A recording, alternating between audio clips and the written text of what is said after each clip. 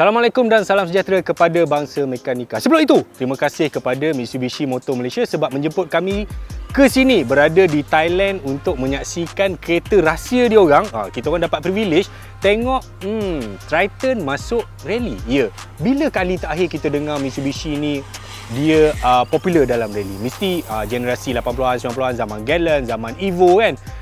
Sekarang Mitsubishi dia ada slow sikit, tapi dia dah kembali. Kembali ke mana ni? Dia kembali ke Seri Pentas. Bukan. Yang ni. Kembali ke Mitsubishi Triton Rally Art. Kamera, tengok sana.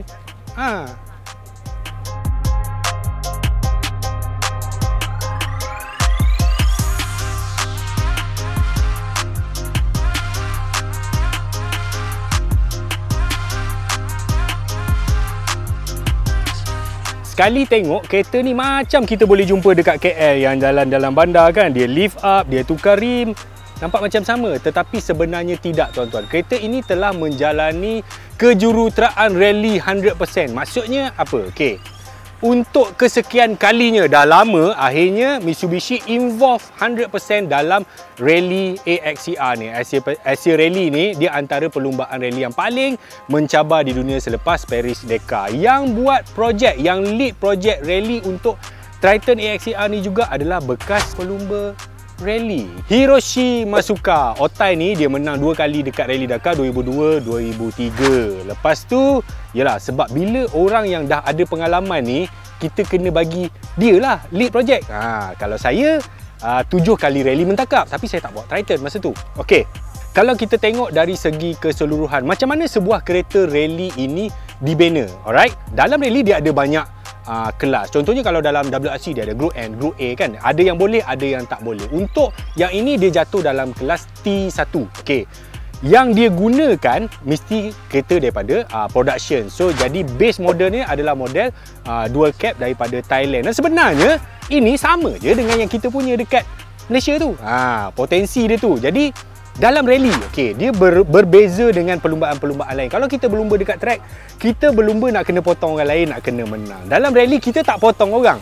Kita nak mencatat masa. Daripada stage ke stage tu, kita perlu masa yang lebih baik, terbaik. So, daripada akumulatif tu, kita tahulah siapa pemenang dia. Dan untuk mendapatkan masa yang bagus itu juga, kereta tu perlu bukan sahaja laju. Dia kena tahan lasak. Maksudnya dari segi semua elemen dia perlu diperkuatkan. Contoh kereta ni dia punya enjin dia ada tuning daripada HKS. Maknanya internal parts tu dia nak bagi lebih tahan lasak, lebih kuat. Dan yang lebih penting dalam rally ni sebenarnya bukan power tuan-tuan. Walaupun nampak, dengar sedap tak bunyi dia. Okey.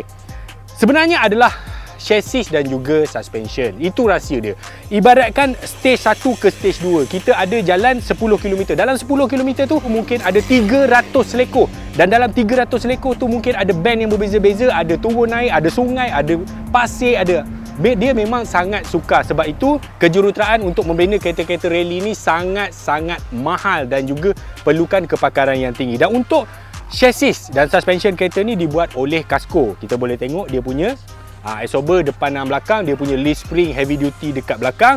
Dia punya rim ni nampak macam rim beli kat Kelang. Bukan, ini rim yang dibuat oleh Work. Jepun, Casco Jepun, rim Jepun, tayar pun Jepun daripada Yokohama Geolandar 265/70 17 inci MT Mud Terrain. Okey. Body, okey. Body ni, sebahagian daripada body ni telah diringankan. Ya, penting. Bila kita ada beban, dia ada bawa spare tire lah, dia punya winch lah, apa benda tu kan.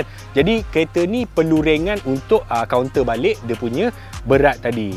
Untuk dia punya sistem brake, dia menggunakan daripada Endless. Dan juga dia punya torque distribution, dia punya LSD, dibuat daripada Casco. Casco ni tuan-tuan, dia Casco atau orang Jepun kadang-kadang dia panggil Cusco. Casco ni dia memang sangat bagus dalam rally. Dia banyak produce, tapi dia buat saja part. Dia perlu guide daripada itu yang tadi Otai Rally Art tadi. Dia yang akan guide, kau kena buat macam ni, macam ni, macam ni. Barulah dia dapat set perlumbaan ataupun projek kereta yang siap macam ni. Snorkel tu nampak tu, itu bukan macam dekat KL orang pasang, tapi bila lalu dekat lecak macam tu tak ada. Yang ni dia memang masuk dalam sungai. Jadi bila dah tenggelam dekat bahagian ni separuh badan, tapi snorkel dia masih kat atas, maksudnya dia boleh masuk lagi dalam perlumbaan. Kena ingat, beza rally dekat Asia dan beza rally dekat Dakar. Dakar ni dia lebih kepada padang pasir, desert macam tu kan. Kalau dekat Asia ni dia ada sungai, dia ada lopak, dia ada hutan belantara, lebih mencabar di tropika ni.